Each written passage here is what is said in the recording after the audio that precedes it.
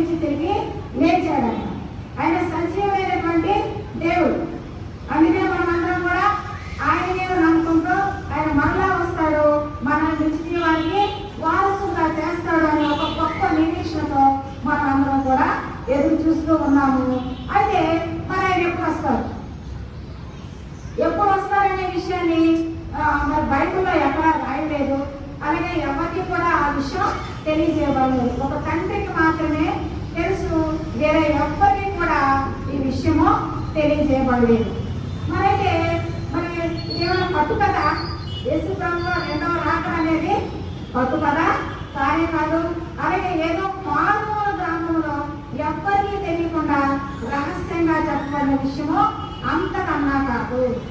సర్వ ప్రపంచానికి అర్థమయ్యేలాగా బహిరంగంగా బాహాటంగా అందరికీ తెలిసే విధంగా చెప్పబడినటువంటి విషయం.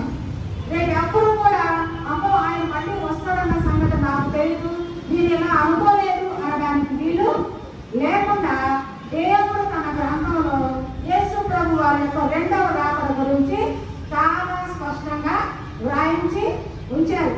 వ్రాయించడమే కాదు, మనల్ని సిద్ధంగా ఉండండి, మేలుకొని ఉండండి అని పదే పదే హెచ్చరిస్తూ ఉన్నారు. అయితే మరి ఆయన ఎప్పుడు వస్తాడో తెలియదు కదా.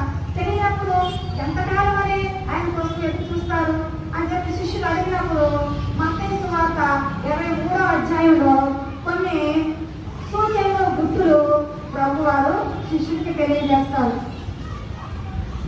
అంతేకాకుండా మరి మనకి విశ్వాసమైనటువంటి వారు సిద్ధపడి ఉండడానికి పాత నిబంధన గ్రంథంలో కూడా కొన్ని ప్రవచనాలు చెప్పబడ్డాయి.